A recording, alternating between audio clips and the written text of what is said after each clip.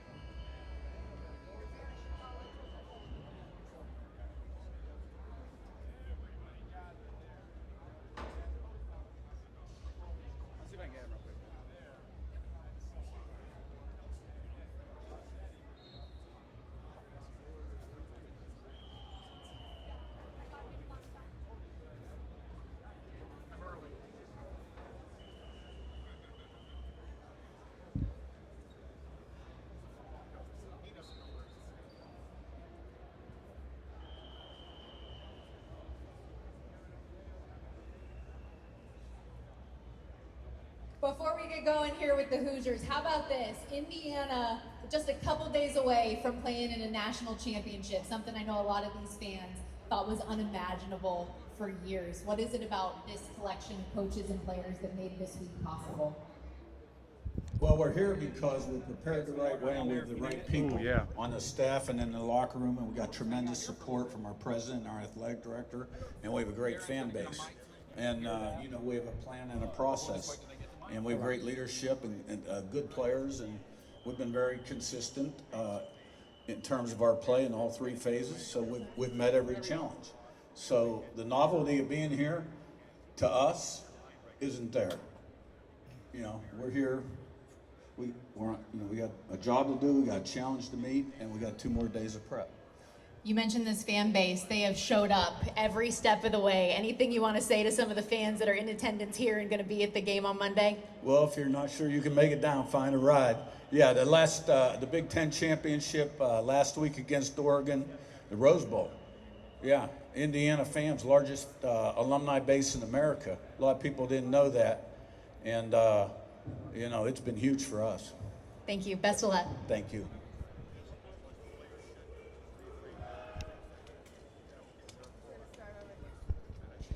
Hey, Coach, I want to ask you about that terrible person you're coaching against on the other sideline. What's it been like this week? I know you guys talk a lot, and obviously this week you're probably not so much. What's it like, the human element of this for you two guys? I think it's fairly easy to separate. Coach Heatherman is an awesome football coach, and I love him as a human being too, but it's pretty easy to separate work with the relationship externally, so not hard to separate it, but he's a good football coach. One quick follow, if I may. Who you were in his wedding, or he got married the summer of 21, and I was in his wedding. He got married to Julie. I got to be in his wedding and close friend. Thank you. Bryant, Coach Ignetti talks all the time about process. Here we are in this week leading into a national championship game. How much of that is just rung true all week in regards to getting work done and just being sort of focused on the moment still? I can't hear some of that. Process orient, is that what you said? Yes, I'm sorry. Yeah, it's just so process oriented. Now here we are in a national championship week. What's this week been like, and have you all been sort of staying true to that process for this game? Yeah, absolutely. It's the same. It's the exact same thing. I think that's what makes Coach Ignetti's system unique, makes what we do unique. Is this is another football game. Granted, there's some media obligations. There's a couple of change-ups to the normal routine, but at the end of the day, process-oriented people, process-oriented football teams stick to that process. That's what's brought them success. So that's what should continue to bring us success. So we're sticking to what we do, and the schedule's been about the same. Coach, when you kind of reflect on your journey, if you're able to, how much do you kind of think back of where you were, 8, 9 years ago, and then here you are, defensive coordinator of a potential national championship team? Yeah, I don't think about that much at all outside of these moments where somebody brings it up and then I get a chance to maybe tell my story a little bit.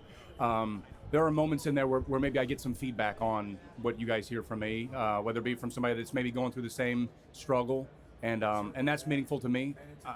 I'd love to be able to help and give advice as much as I possibly can, but I'm a defensive coordinator at IU, and I got a lot of work to do, so I focus on that. I don't have a lot of time to think about making no money back in 2012. I'm just trying to do my job today, tomorrow, and then Monday night.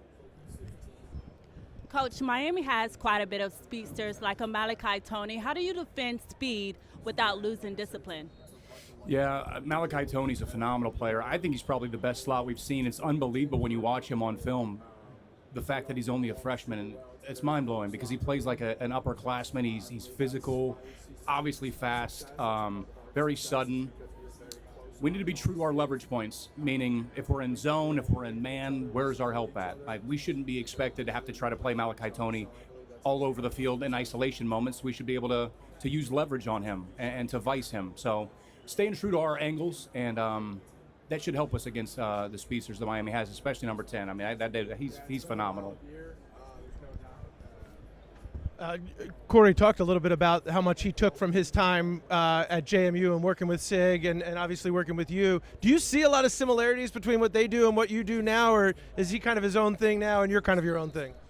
I'll live with you. I don't watch a lot of Miami's defense just because I'm working on their offense. I'm trying to attack Coach Shannon Dawson and Malachi Tony and quarterback.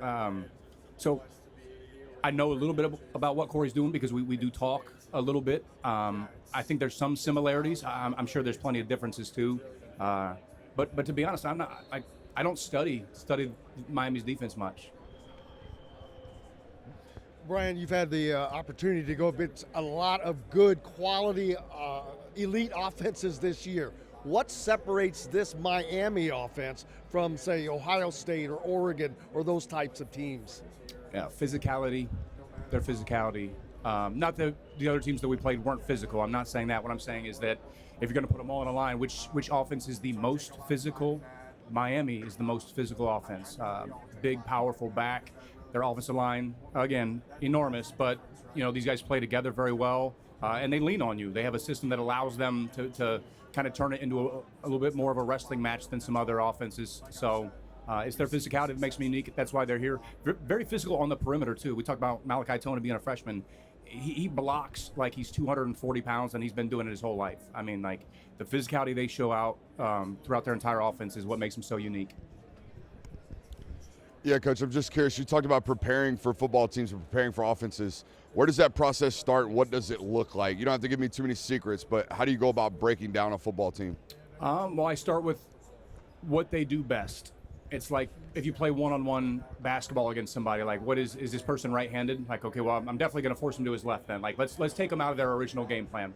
So I always want to identify what does an offense do best? What's going to allow them to win the game most easily? If you can identify that, take that away. Priority one. Priority two is what do we do well? Where are their vulnerabilities versus what we can do? So how can we attack them? So I want to make them play left-handed, and then I want to find a weakness that we can exploit. So it starts from there, and then we have such a large playbook amount of content. We just start picking and pulling the things that allow us to attack those weaknesses most effectively. Brian, you talk about maybe taking away some of their strengths. One of the things that Miami has done in this postseason that they hadn't done a whole lot in the regular season is Carson Beck scrambling and making some plays with his legs. What have you seen on tape from that, and how do you guys try to incorporate that into your defensive approach here? Yeah, I think that Carson Beck is leaving the pocket and scrambling, I guess, because his primary reads aren't there. And I think that one huge step that Carson has made in his game, in my opinion, is he's taking care of the ball. So if the first one or two options to throw aren't available, now he's running and maybe it's a gain of 2 or 3 yards, and he hasn't put his offense in peril in any way. I feel like he's very much a point guard of this offense. He wants to distribute the ball to the perimeter to his playmakers. If those looks aren't there, running it and gaining 2-3 yards is a positive play. I think that's a big step for him. He's not turning the ball over. He's protecting it. Get the ball to your playmakers or don't put it in peril, I think, has been what he's going for. The goal is to try to take away both things, to take away those primary options, and then also, if he runs it, to put our face masks on him. So that'll be our attack. Hi, Coach. Before the season, the chart said that the Indiana turnover margin of plus 15 is not sustainable. Y'all raise it to plus 21, so you force a lot of turnovers. Miami has lost their games when they had a lot of turnovers. Do you like adapt your game plan to looks that you're giving them to make Carson Beck feel uncomfortable and maybe force those turnovers? Yeah, I would love for that to happen. We're going to be looking to create turnovers, whether it be through the deception of our shell disguise, maybe some blitzes, simulated pressures to make Carson Beck uncomfortable. But again, going back to it, he hasn't turned the ball over recently. I think he's protecting it and playing a little bit more safe, which makes sense because they have so many weapons. They don't need him to put the ball up in the air for grabs. So yeah, I mean, we're definitely going to try to turn the ball over as we always do. But credit to our offense. One of the reasons that we're plus 21 is because our offense doesn't turn the ball over. I mean, we could have 3 turnovers every game, but if our offense is also turning it over, we're right back to square one, right? So credit to our offense taking care of the ball. It's our job to attack and take it away. We plan on doing that. Yeah, Brian. Sorry for my voice, but your defense. You guys have been elite all year. Some people do it for a month or stretch. Why do you think it's been season-long dominant, season-long elite play? I can't hear it. I'm sorry, I can't. Oh. Sorry, my voice is shot. Your defense, it's been elite all year. Some people do it for a game, a month, whatever. Why have you guys been able to put together the whole season of this level of defense? I think it's because we break it down one game at a time. We're not trying to be great for the whole season. That's not the goal. The goal is to be great for one game, right? And then put that game to bed. I think we do a healthy job as a staff of identifying miscues, trying to clean those up. That way, as you do go into the next game, again, just a one-game season, you've corrected some of those issues that might be attacked again. So rinse and repeat, right? Correct the mistakes, correct the issues, and then attack 1 week at a time. So obviously you can extrapolate that, look back on it and say, well, you've been great for 15 games now, but all we see is what have we done most recently? We had a lot of errors in this most recent game, especially in the second half against Oregon. I didn't like the second drive of the game after D'Lo got the pick six. I mean, I think it was a 12 or 14 play drive, 75 yards. Big errors in there. We got to clean those up. If we do, then maybe we could be successful one more week. Yeah, absolutely. Coach, Miami, a lot of tight splits up front with their offensive line. How does that affect you, especially with the movement that you guys do up front? Yeah, it's a great question. They do a really nice job, and it really plays into their skill set. They're big, cut down on those splits, take away our ability to kind of fracture and create angles on some of their run frames. I don't 100% know how that's going to look against what we do, but we have a plan for it, and we plan to exploit, because anytime you try to take something away, you open something else up. So maybe the tighter you get opens something else up that we can look to attack. But there's no doubt about it, with the size that they have, with the strength that they have, and their ability to kind of just make every single play a wrestling match. It should be a unique matchup in the trenches there. Yeah, good question. Coach, I wanted to ask about Jamari Sharp and his improvement over the last 2 years. What's led to his improvement and becoming an elite corner in these last few games? Yeah, I think he's got a fantastic corners coach. Rod Ojong is an elite corners coach, and D'Angelo Pons will second that. So he's improving his technique.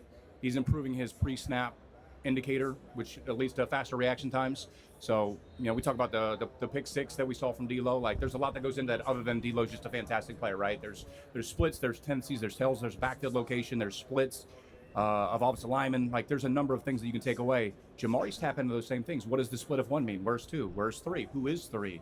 Like, what can you glean from an offense before that ball is snapped? That's football IQ. So I think Jamari's tapping into that. His technique, like I mentioned, his physicality has improved, which is going to need to show up in this game. I'm proud of Jamari Sharp. I think he's growing as a corner, and future's still bright for him. He's still young. And I want to ask about, too, what is his relationship like with D'Angelo on and off the field? Yeah, I can't say it's not like Jamari, D'Lo, and B. Haynes hanging out together. They seem like they have a great relationship. I think a lot of these guys, to be honest with you, are really close. I think it's one of the things that makes us a good defense, a good team. These guys are brothers. They play hard for each other. They believe in each other. I think D'Lo gives other people around him confidence the same way I think Aiden Fisher does. I think sign of good leadership is what impact, how much better can you make the people that are playing around you? Do you make your teammates a better football player? I think the answer for D'Lo in his relationship and how he affects Jamari's, he makes him a better football player. Yeah. Thanks, Coach. No doubt. Coach, I know you and Corey are very tight, right? Heatherman, best men in each other's wedding. You just tell me a little bit the root of that friendship and kind of mean, this is pretty small world surreal, right? I know football coaches cross paths a lot, but this is at a rather large stage. What's that like to go against your buddy? Yeah, it's a unique situation. I was in Corey's wedding a couple years back. I think it was in 2021. He's a good friend. He and I have stayed close. I respect him as a football coach. When he got hired by Coach Signetti at James Madison, I was kind of hoping that I would get a chance to run the defense at James Madison. And I wasn't. I got the co-defensive coordinator title, and we brought Corey in, and I wasn't sure how that was going to go because I felt like I was maybe ready. I felt that way, but maybe I wasn't. I thought I learned a lot from Corey, and what I love so much about Corey, and this is what makes him such a good coach, is he wanted to collaborate. He came in with a great scheme. Hey, here's my main stuff. Like, puts on the board. We're looking at it. We're watching the film, watching crazy amounts of cut-ups because he's a football junkie like the rest of us. And, we had a good staff, and we kind of bounced some ideas. We were doing some things similar, some things differently. He was open to new ideas. He's a collaborator, He didn't slam the scheme in our face, say, this is what we're doing. It was all of us, me, Ajax, Ryan Smith, Matt Burkett, Corey Heatherman. We're working together to try to make the best defense that we could. That's the sign of a good defensive coordinator. And from day one, I've known that Corey's a good man, a good human being, damn good football coach, good friend. Absolutely. Yeah, Coach, you guys are obviously known for a lot of chaos, a lot of twists and stunts and wraps and whatnot. I'm more curious how you do so while maintaining gap integrity, because there's still 6 gaps to fill, and we got to make sure we got a guy for each and not 2 and 1. How are you guys not allowing explosives while still seeking havoc? Yeah, try not to get too deep into the weeds schematically, but a lot of that falls on the second and third levels of the defense. If you're a stunt, twist, gamey operation up front, like we tend to be, a lot of the coaching of gap replacement falls on the guys at the second and third levels, because to your point, there are, depending on box count, a number of extra gaps. Flowing and falling back to proper gaps is what makes the whole thing work. If you're going to be a one gap linebacker operation, you can't do many twists and stunts in games. You better keep your defensive linemen in their gaps so everybody can just fit their gaps. So the teaching, the eyes, the training, the gap replacement theories that we use at the second and third levels allows us to junk up the front. When you talk about kind of junking up the front, against a gap scheme team, I know that means one thing, but against a team like Miami, it's going to give you a lot of zone, a lot of man-blocking duo type stuff. How does that kind of change what you guys do, if at all? Yeah, I mean, it kind of goes back to your first question. I'm curious how that's going to play out, because how do they handle some of the twists? Some of our twists are devastatingly good against duo and downhill frames. Some of them not as much. They still have to block our stunts now too. Like how are they blocking some of what we do? And if a certain stunt isn't hitting, what that tells me is that a different one will. So, and to me, that's the game within the game, is after those first few drives, after quarter one, at halftime, like what changes need to be made? How can I call the defense more effectively? Because that stunt's not working, that game's not working, this blitz didn't hit. We've got plenty more. So if something isn't hitting the way we want, better change that scheme up, because something out there in our scheme is a banger. We got to find it. Thanks, Coach. Yeah. Hey, Coach, what are the keys to containing Malachi Tony? Malachi Tony? The keys to stopping him? It's a tough one. I would love to be able to stop number 10. Not all my calls are going to be able to do that. That being said, a number of my calls do highly account for where he's at and where he's located. We typically play a lot of zones. We play some man. We play some quarters. We play some Tampa 2. I think one way that we can potentially slow him down is to confuse him. If he's not 100% sure what coverage we're in, how does he know how to adjust his route accordingly? So I'm a big fan of deception. 1, to a quarterback, but 2, also to playmakers on the perimeter. If they don't know exactly what hole to sit in to find the soft spot of the zone, I think it plays to our favor. So I'd like to have great deception and keep number 10 maybe a little confused. Yeah, All good? Good. It's definitely tough. And just so you know, to this mic, it doesn't pick up anything. It's just for the transcriber. I can't even hear anything. Just for, like, the transcriber. Oh, okay.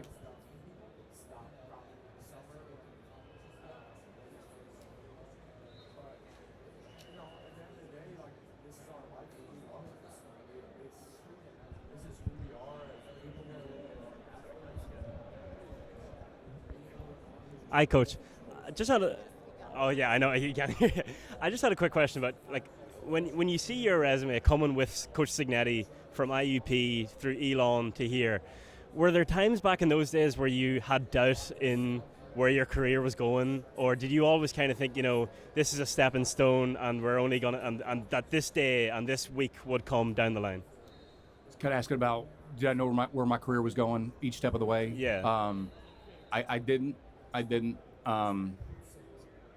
No. I think I've always been where my feet are. I think I've always been thankful to do something that I love.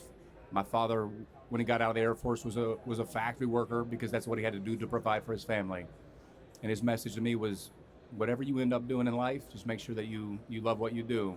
So even when I wasn't making money and I was falling on hard times, at least I got to wake up every morning and go do what I love, which is coach football, lead young men, develop them, make them work hard, make them work towards a common goal. So I think I just got lost in that along the way. It probably wasn't until last year I was able to look over my shoulder at what we had done, how far I had come, and I was proud of that. I was thankful for that. I lost my dad years ago, but I think that he would be proud of that too. He would be happy that I do what I love, and that he would say that I finally made it. Because I think there was some doubts at times with him if I was going to make it in his career. But as you're in it, as you're in the heat of the moment, I never really saw where it was going to go. If I worked really hard and was good at my job, maybe it would lead to something great, and thankfully it has. Yeah. Thanks, Coach. Best of luck. Then they're going to take, Greg, you taking him now?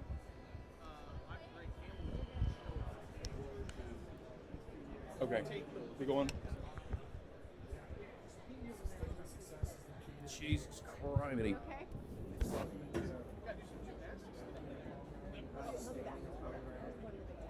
Making sure you sustain success, and that is, it's paramount. And I think we've built a really, really good foundation on what great programs are built upon. That's being great, built on great values and culture.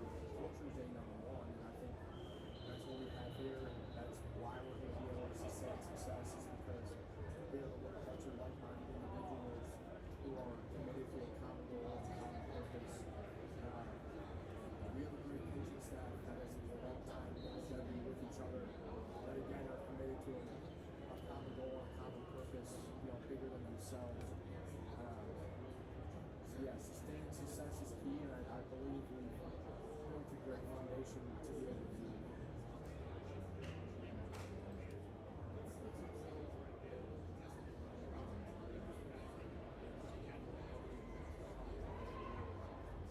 It is unbelievable what Hoosier Nation has been able to accomplish. Just a support fan. It's awesome. There's nothing like it. Just like I kind of talked about earlier, we're all on this long journey. These fans are on it with us. They're a part of it.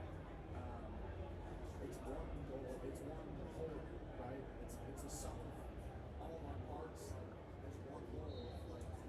The University of Indiana, or Indiana University, so it's just the whole, it's really been awesome to see, awesome to be a part of. You're way down there.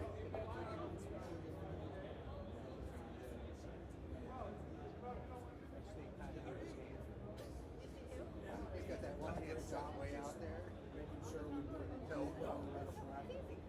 making sure we make it a process, and that same process that is on this year. And, the stage is big, but the stage has been big, right? So I think we've done a great job of just keeping our eyes focused, staying focused on the task at hand, not making it bigger than it is, not changing our process just because it's a different game or just because it's the national championship. Our process has led us here, right? We're a product of what we've done consistently over the past 6 months, and I think we've done a great job of staying true to that process.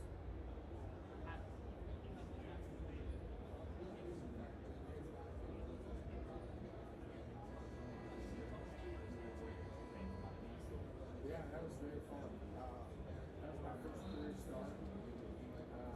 I had a lot of family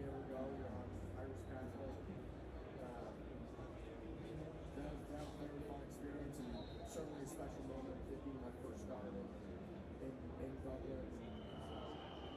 It's just an awesome college experience, awesome to be able to be there and for my family to be there and experience, the country. Very fun, very, very fun.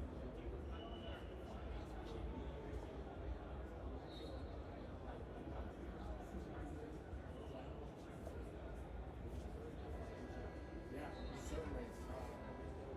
It's been a wild ride, even just starting across the in a different country, and now to here. It's been a crazy journey. All the stops along the way. Starting in Ireland, many different cities I've played in, arenas, and states, just all across the board. Just really grateful for it all. It's been a great experience. Is it in Texas, probably.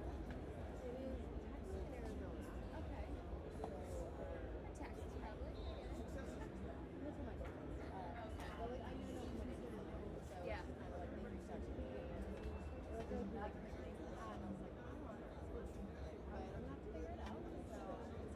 Our staff is like 300 people, but like it's all about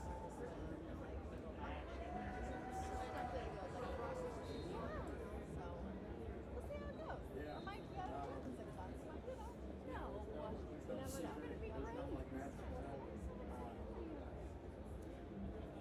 The secret's in the work. I might have The secret's in the process. We probably grab Brian for like a couple questions before he goes on.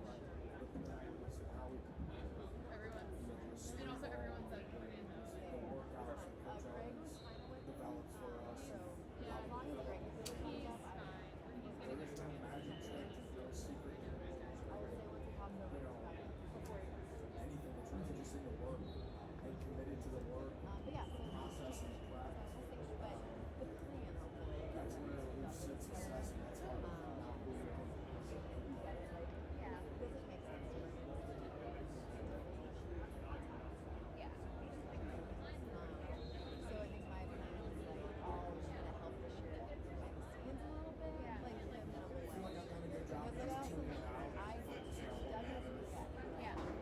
It's bittersweet.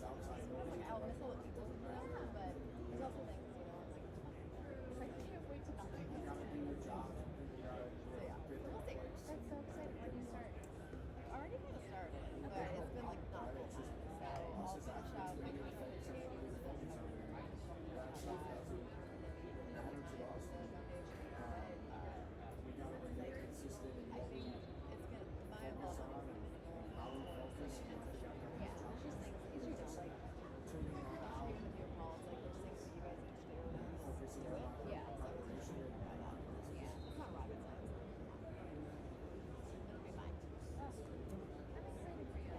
Sacker, please. I'm gonna bother you all the time. Please.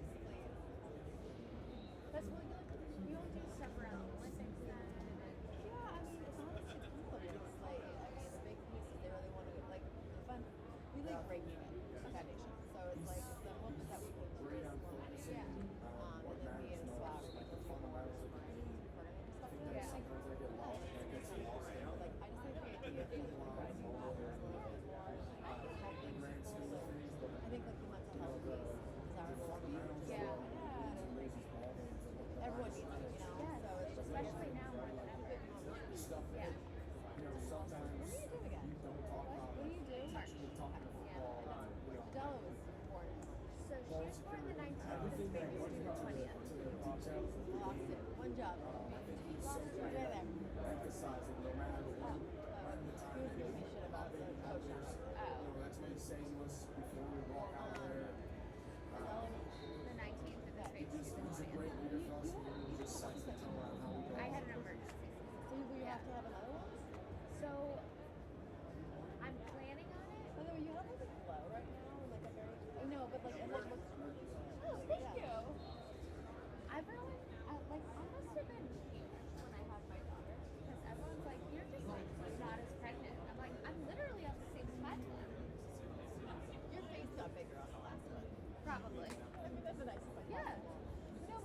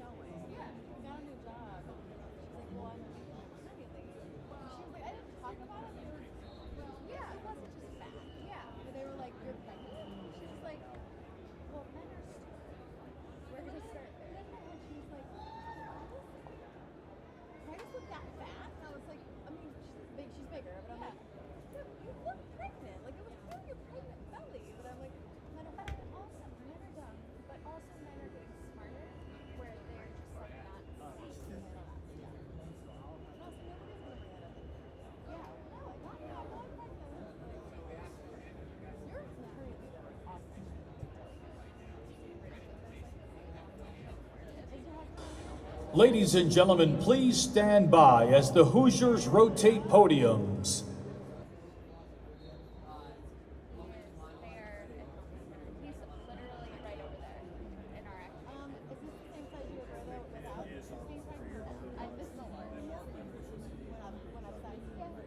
I don't mind bagging things.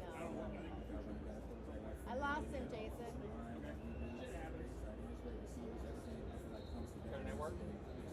No, he just vanished. It was funny though because he didn't realize that this mic doesn't actually work. So it took him a while, and he's like, I'm like, it doesn't work. I'm like, nope. He just wasn't listening. And I was like, no. I'm like, it works for the transcriber. I was like, they're going to bring you a microphone. It does no good for you, but it gives the people back home the ability to hear the questions. I always need it like on the transcriber. They're like, blah, blah, blah. They're like, I have no idea what the question is. Reporter has questions. Yeah. Or like the worst is when it's brackets, it's like inaudible questions. It's like, all right.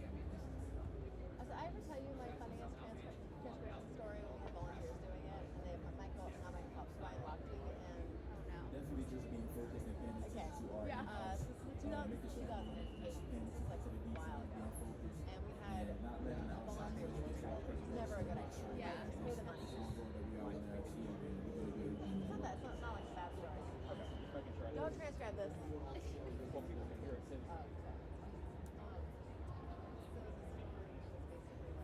Definitely our culture. I feel like we do definitely make a lot of mistakes, but I feel like we just do it at a really high level and just stay fast and physical and making sure that whatever mistake we do make, like kind of a list. Yeah, but like when you didn't have it in, when I won my world championship medal, I got girls. So another pair of girls is what I'm gonna get. But they transcribed it. Definitely bringing in the right guys, the ones that fit in our system. I feel like Coach has done a great job of that, and I feel like we have guys who believe in the process and also are going to do anything to get to our stage right here, the national championship. And I feel like we all just grateful to be here and taking it one day at a time. Man, he's just vocal, and he wants all his teammates to succeed. He wants everyone to do the same thing. And it's all evident in practice and just in everyday life around the facility.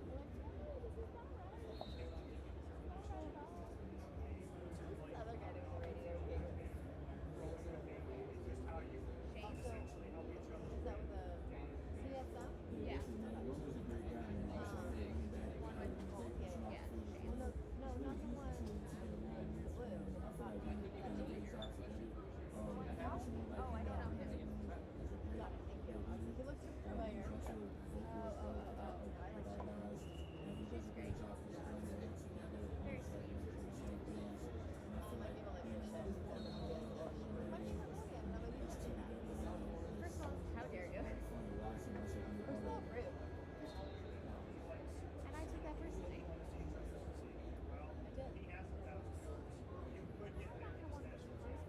I like Doug, but Yeah, man, we have to give all thanks to the old line for that, man. We out there. There was a split second where I was like, let's go out and share. Because our game was, we had semi, so I never get to go to the other games. I saw Epps for like a hot second, and I like felt bad because I like didn't really ever get to see him. But how's the transition with Gary leaving? He's picking up him. He's honestly a freak. Like, the way that he watches and knows football is just unreal. And it's early in his days, like, he's all day watching film, but he also wants to make sure he takes care of his staff and team, and also the team. Probably going to be a snitch of slow. Same age, and that's honestly something I like to get behind. I've been with him for so long to know the system, and it's never changed. And I feel like every year, we've always known, regardless of the level, we try to FCS, FBS, Me having a few kids, so I can be honest with him. Yeah, he's out doing radio right now. No one has come over at Shore, so that's no one has really. Like no media's come over and been like. Definitely raising the right people. Yes. The right people to fit into the system. And when it's acclimated to it,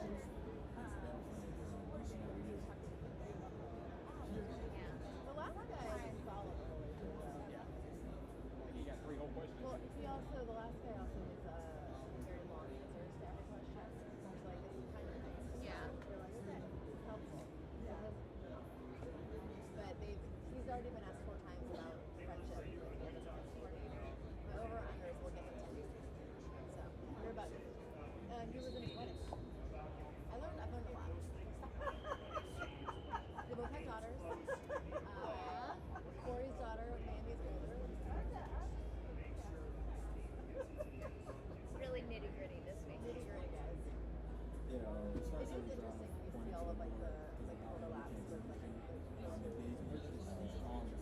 sit somewhere together. They all cut their teams together. Some group of five. Anybody need a water? Good job. This is Kevin's son. Yes. I love your dad. He's the best. I'm Karen. I'm with the Rose Bowl. Nice to meet you. I've thrown away more water bottles than given more water bottles. Because there's no trash can. They brought some in. They did? Where? Me and Josh last summer. Oh, okay. I'm that person though when I have to do self videos and like just like the diagrams, I've always like yeah. It's so important.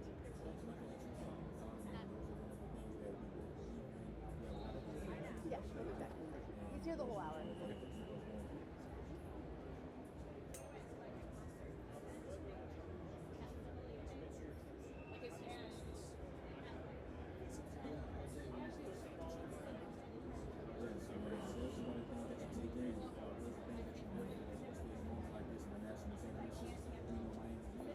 If you can do three things right at the event, you're fine.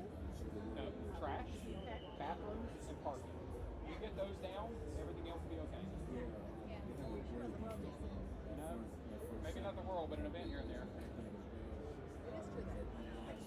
Anything else people will deal with. Can't find my seat, can't find my food, whatever, it'll be fine. If your bathrooms are filthy, no excuse, you can't park. I was taking a step further. Media. Media, if you're doing media, internet is the fourth. Internet. One of the first things I learned from working in this space, somebody was like, make friends with the person that has the keys. Yeah. Like that is actually like life challenges. Like, you have the keys? These are the greatest things ever. I'll be back in a second. Yesterday, we needed a cooler from a health That was too. and the woman's like all over the building was from like I needed cups from the stadium. Hey guys. I think I told Megan this story. The first time I went to China and I wanted to get some big bags. And they were like, oh, like, it was like a lawyer thing, okay? So it was like nice. But it was fake. It was fake, okay? So I went to got one. I knew how much she paid. And she's like, she paid like $7. I was like, it's all in yuan. Yeah. So they have, hustlers. And so they like, here. Like, it was a back and forth. It took a long time. Finally, I was like, I can't. So I walked. And I walked away. They're like, Lady, come back. So I come back. She's like, heck later. She does it again. And I was like, no, 100. Like, I was like, making me more angry. So finally, I was like, I can't. And I come back and I was like, how about it? She was 6 minutes. So I was like, 2 pins. She goes, fight. And I'm like, okay, this is not money to me. Amazing. Like, we can negotiate pins. Like I went by hospitality this morning and just grabbed more pins That was smart. to have them in my pocket. You never know. You guys are rookies. Keep free pins, everyone. No, That's smart. This giant microphone. The football shape is a little Yeah. not necessarily thought out very well. Because I first saw it and I was like, what?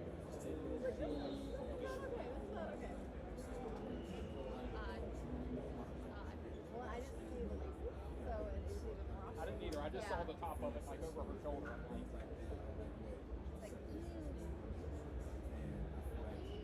This guy's gotta come back.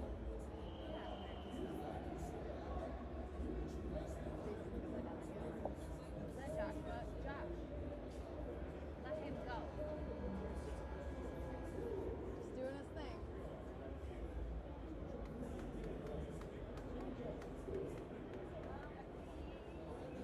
Not having carpet. It's not like it.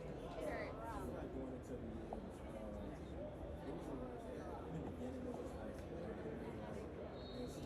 I feel it in my hips always. I feel everything in my lower back right now. What's like your biggest gripe being pregnant? I don't know. I like I'm just tired all the time.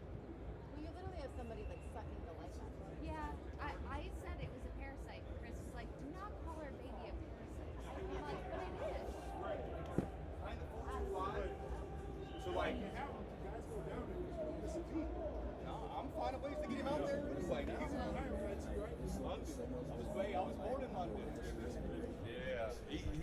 He's probably the best blitzer.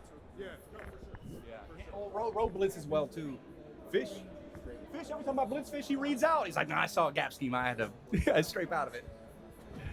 Great seeing you, man. Yeah, buddy. Yeah, I'll see you down there. Yeah. Hey, Brian. Paul with USA Today. Good to meet you. Good morning. I was wondering how much you relied on the guys you had taken with you from your defense at JMU to help with your install, and not as much with the install, maybe even more so helping you deliver the message, deliver what you guys were about, deliver expectations. Did you lean on them a lot to help you get these guys up to speed, maybe even before spring ball last season? I did.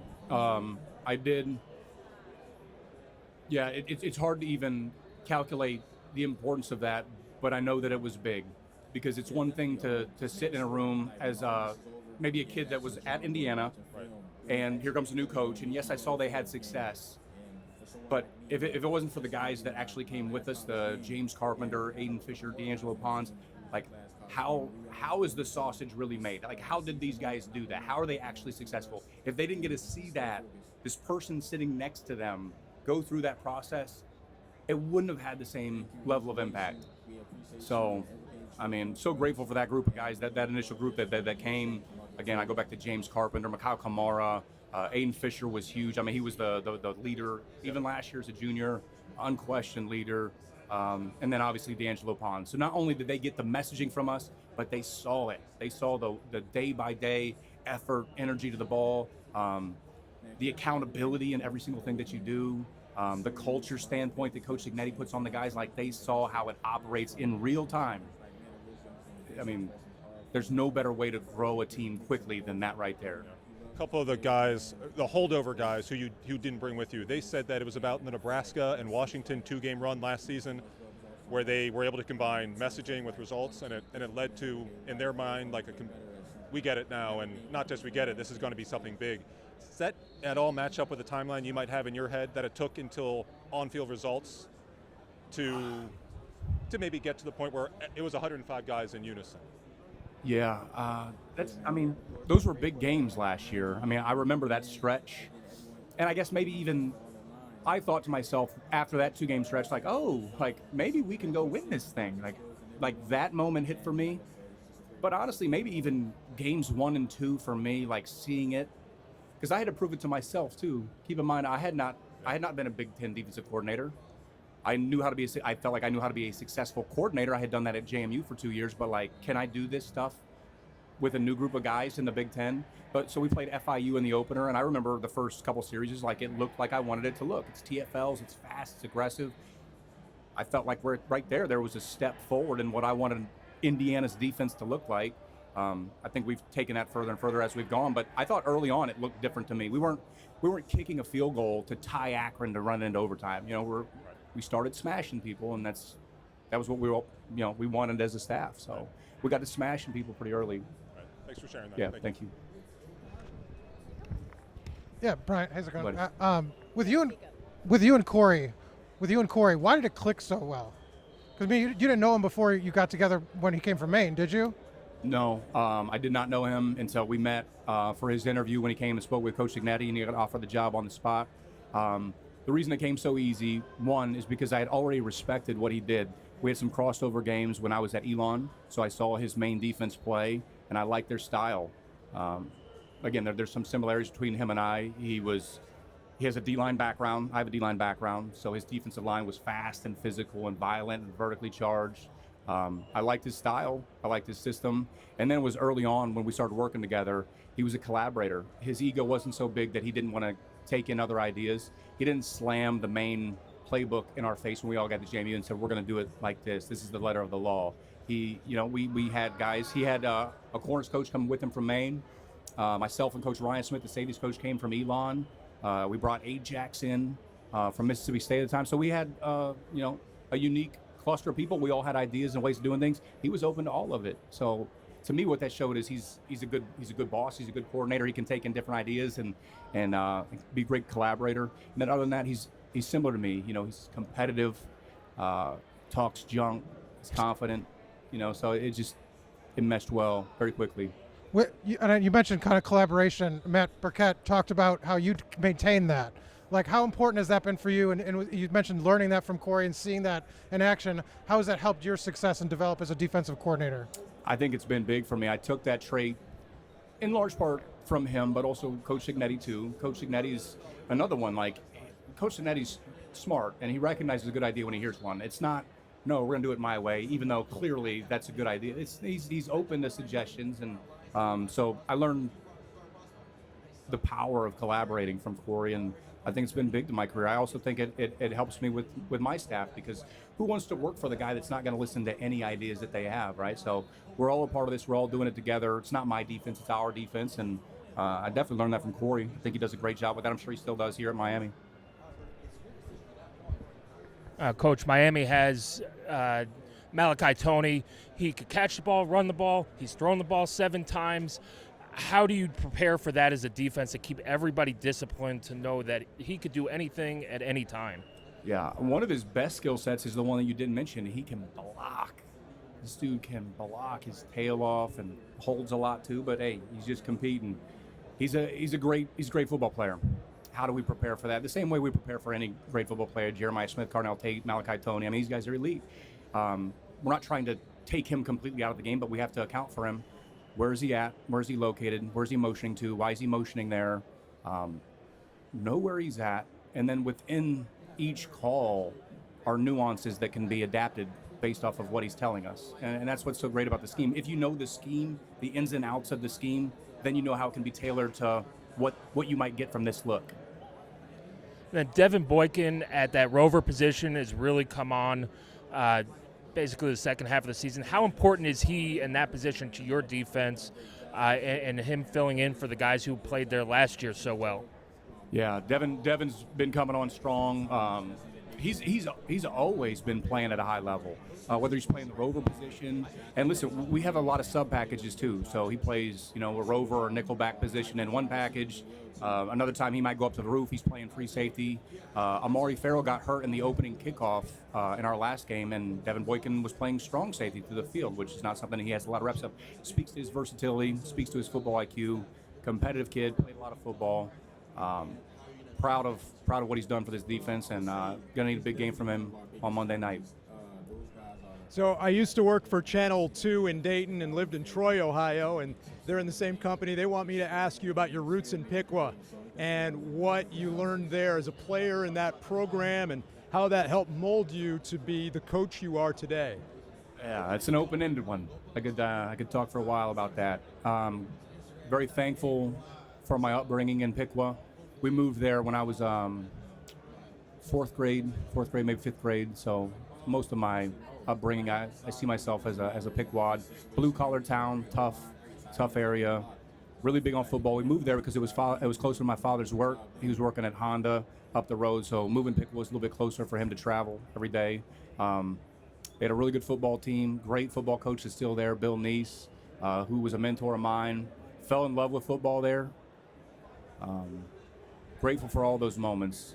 I think a lot of the success that I've had, and kind of like when I look back and how I overcame this, and everybody's talking about how poor I was. Always like, it's not too crazy. I didn't grow up on third base. So hard work pays off. Piqua taught me that, and held true to that along the way.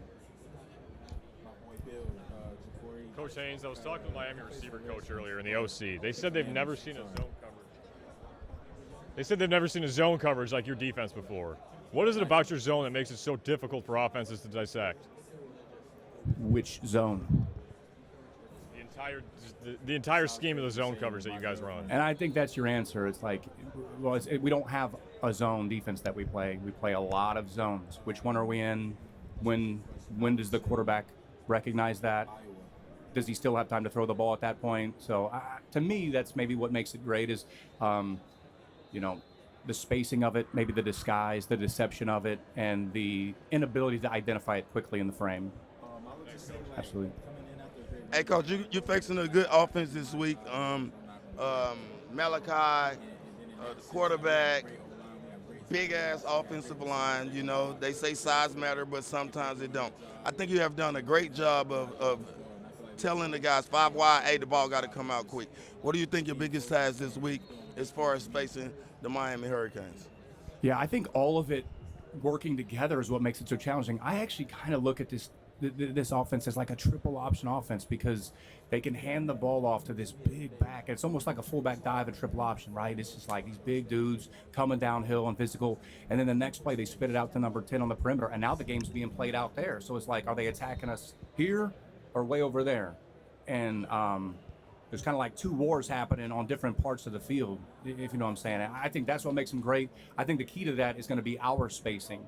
Like you have to attribute the correct amount of resources to the war that's going on there, but you can't go to war just over there because you got a war right here too. So they pull you in these two different directions, and then they're good on both fronts now, whether it's how big they are and how powerful their running backs are, or how they block on the perimeter, and then number 10 with the ball in space. So we got two wars in one, and that's what's going to make Monday so special. Kurt was joking about Corey playing quarterback. How did that show up? Knowing him as a defensive guy now. Corey's a smart football coach. I think that the quarterbacks, even in recruiting, I like recruiting quarterbacks at other positions because they have a different viewpoint of the game. I think same thing with coaching. A coach that played quarterback probably has a great understanding of space and route development and coverages and rotations of safeties, setting protections. So I think his playing days, if you call him that, probably allowed him to be a little bit more of a holistic coach and do more than just defensive ends, which is what he was coaching defensive ends when he was coordinating at JMU. That being said, Corey's a horrible athlete now. There was no other position for him on a field other than just staying back there and spinning the thing. Hey, Coach, how would your defense be different if you didn't have number 5 on your side? How would our defense be different? Without D'Angelo Pons. Well, yeah. Well, we had one game where number 5 was hurt. D'Angelo missed the Iowa game, and he wasn't officially out of that game. He didn't get hurt until Thursday that week. So I prepped the whole week, including Thursday, under the pretense that D'Angelo Pons was going to wipe out one half of the field, and all I had to do was worry about the other half of the field. So when he went down, I found out he was out on Friday. That was a sleepless night for me, and we had to make some alterations. The zones changed, the spacing changes. D'Angelo Pons takes half of the field away. So if he's not out there, I have to use all 11 on the whole field. It spreads the defense out. But it's a testimony to how unique number 5 is in our defense and how much it changes if he's not there. Absolutely. Coach, you believed in Curt Cignetti, his mission and his vision a long time ago, well before Indiana. What is it about him that keeps you coming back and keeps you believing? One, his messaging is very consistent. 2, it's easy to follow. It's a step-by-step plan. Every day we have a plan. It's organized. It's detailed. I know what is expected of me on a day-to-day basis. So if there's clarity in the messaging, there's continuity and easy to define roles, it's easy to stay in that. And then ultimately, if you follow that script, it takes you into a successful place. It has since I've been with him. He's never had a losing season as a football coach. So every year I've been with him, we've been successful. But why? Clear messaging, consistent messaging, and then a day-to-day plan. That's a sign to me of a great boss, a great leader, damn good football coach. And then as far as Carson back and what you see from him on the other side, I don't think he gets necessarily the credit that he deserves, but what do you see from him and what he's been able to do?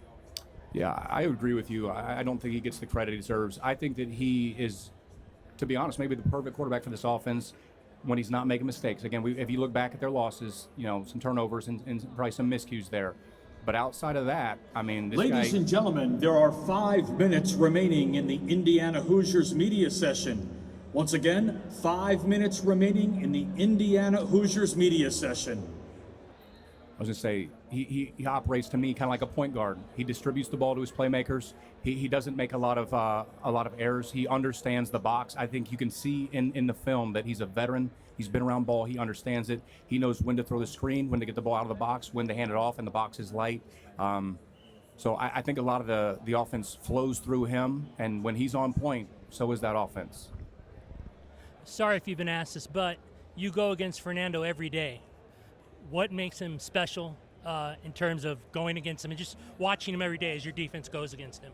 Yeah, so interestingly enough, we thankfully do not go against Fernando at all during the season. Yeah, there's a little bit of 7-on-7 time, but very, very little. That being said, we went against Fernando for all of fall camp.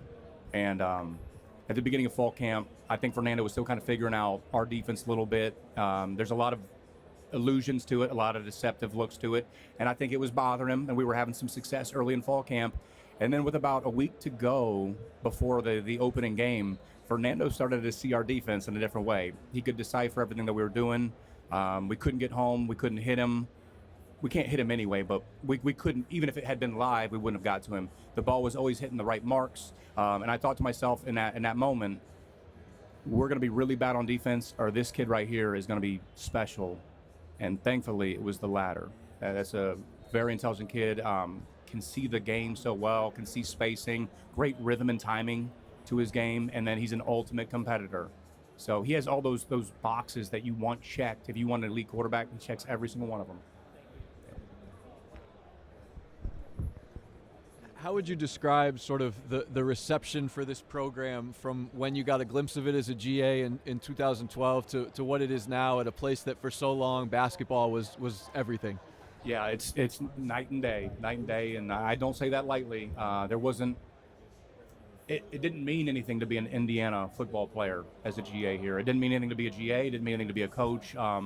It was a program that was still trying to get out of the mud, I think. Now, I think that staff and Coach Wilson in particular were on the forefront of getting it out of that place. So I always saw the value in this place. I knew that it could take off. I remember telling Coach Signetti when he first pulled me in his office and it was about to go down, I said, that place can take off.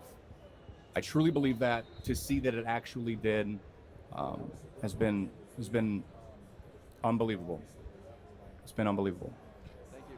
Yeah, Brian, a lot, your players talk about at halftime, you go straight into adjustments and things like that. You're not like a flip over a table or fiery kind of speech. Like it's all business, it's all process. How did you kind of come to that, and why do you think that's more valuable than it's not motivation, it's process oriented with you at all times? Yeah, I think that's probably just my style. If it was going to make us a better defense to go in and punch a hole in a dry erase, then maybe I would do it. I just don't think that's what makes defenses good. I don't think that's going to solve the issue of a bad first half, is to me to drop kick a trash can. I think what's more effective is what went wrong and why.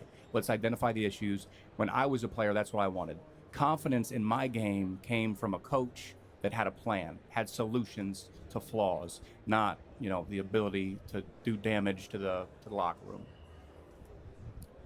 Yeah, going against an offense like Miami that likes to use screens, get guys out in space, how much of a luxury is it for you to have a trio of linebackers that have shown they can make open field tackles on a consistent basis?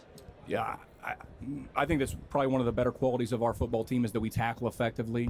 I think that we do that because we understand the spacing of the game, even within different coverages. I'm a big teacher in leverage points, meaning that there's usually two guys in a zone that should be able to corral or vice a ball carrier. Using your help, using your leverage point usually can help you against elite athletes like what Miami has. But again, this is a different deal. These guys are elite, number 10 in particular. When he has the ball in his hands, if we don't find those leverage points, it's going to be a tough night. A running back who, through the college football playoffs, no team has really had an answer for so far.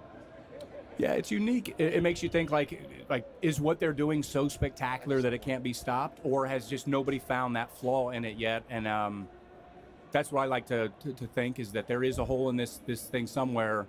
It's my job and it's our job as a staff to find some of those ways to fracture what they're doing and just make them play off schedule and with their left hand. Okay. How do you teach disguise and decide which players are good at it or have an innate ability to Ladies disguise? and gentlemen, that concludes today's Media Day. For those members of the media who took transportation from the Media Hotel, departures will begin shortly in the same location as drop-off. Once again, that concludes today's Media Day.